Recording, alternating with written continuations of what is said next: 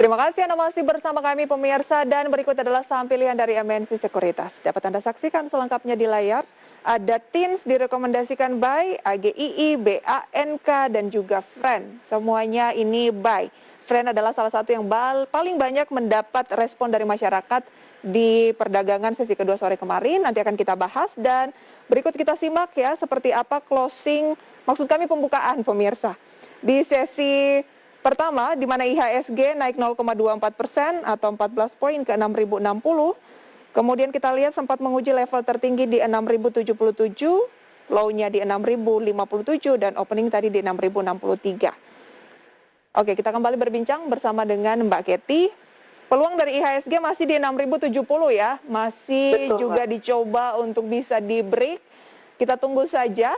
Tapi mencermati dari saham-saham rekomendasi MNC Sekuritas pada pagi hari ini, ada TINS. Seberapa menarik TINS untuk di-buy?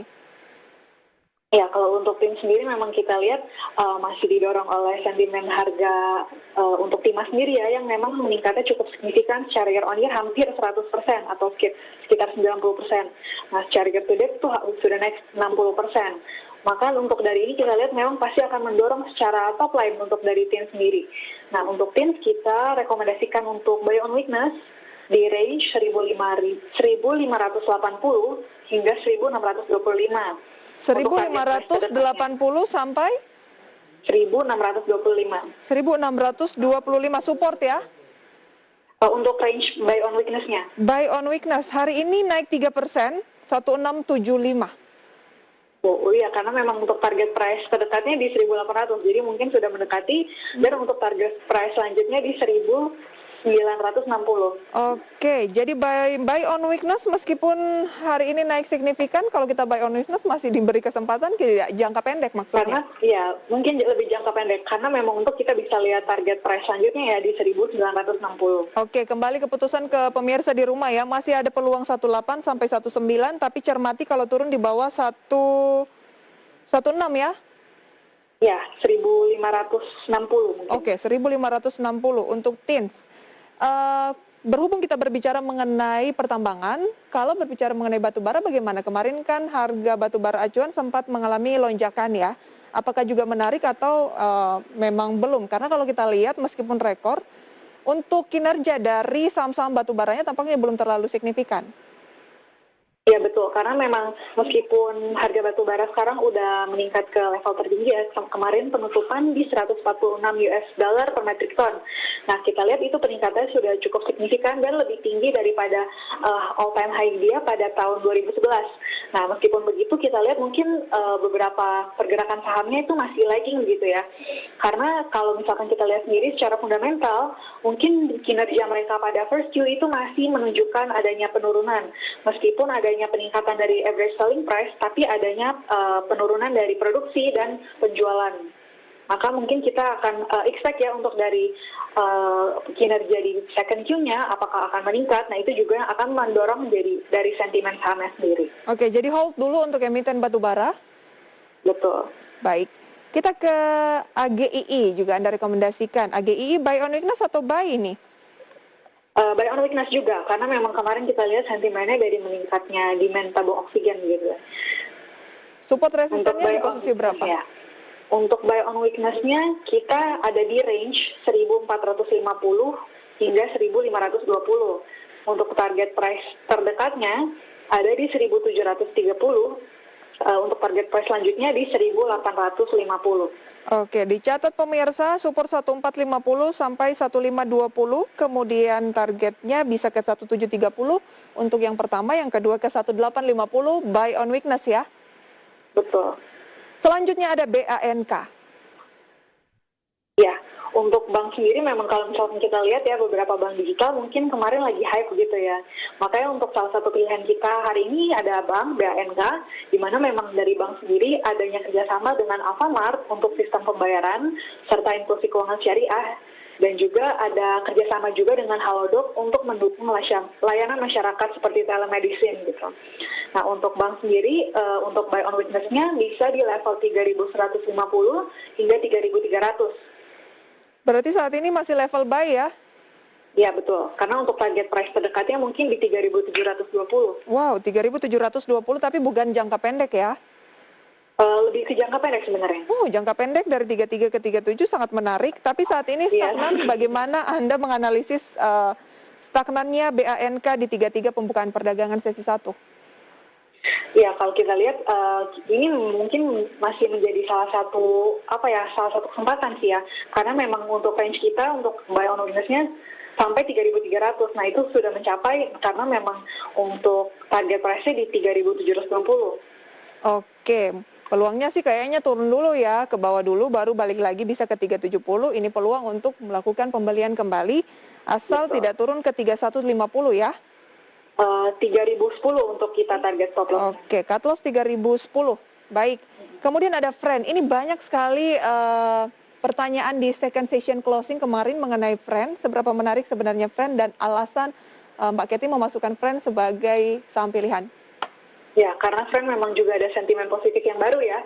Kemarin Friend itu bekerja sama dengan Grab untuk membuka layanan di GrabMart, di mana mungkin Friend juga akan menjual layanan internet melalui GrabMart, sehingga untuk produk layanan internet konsumen bisa terpenuhi tanpa keluar rumah.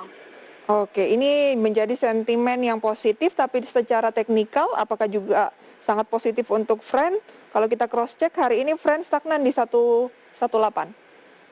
Ya, untuk memang range buy on weakness di Friend itu mungkin di 111 hingga 118. Mungkin kalau misalkan Friend hari ini cenderung melemah ya, kita mungkin bisa mencicil untuk beli dulu karena untuk target price terdekatnya ada di 130. 130? Iya. Oke, itu dia buy on weakness ya. Masih ada satu lagi TAPG tadi yang tidak sempat masuk ke dalam grafis. Anda juga rekomendasikan ini buy on weakness. Iya betul, karena kita lihat juga untuk dari pergerakan harga CPO akhir-akhir ini juga cukup menguat ya, udah kembali ke level 4.000 lagi, dan kita menilai TAPG ini merupakan salah satu CPO player yang cukup atraktif karena ESG oriented dan menggunakan teknologi yang terbaru. Nah, makanya untuk TAPG sendiri kita merekomendasikan untuk buy on weakness di level 670 hingga 695.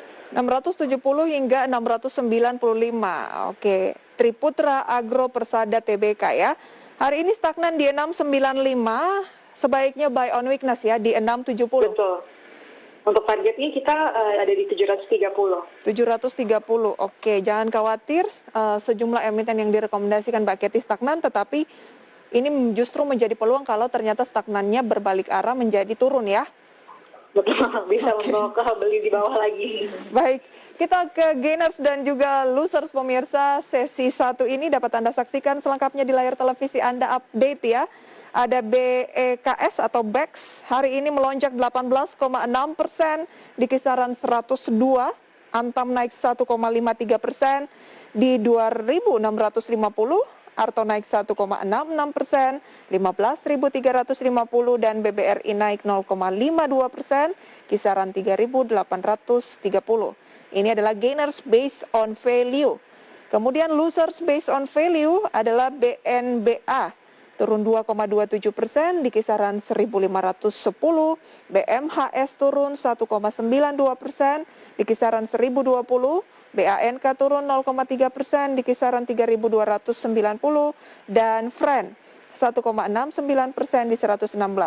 BANK dan Friend sudah kita bahas karena menjadi saham pilihan dari Mbak Kety. Kita ke Antam. Antam ini kan juga banyak yang masih punya di harga tinggi. Hari ini naik 1,53%, masih di 26,50.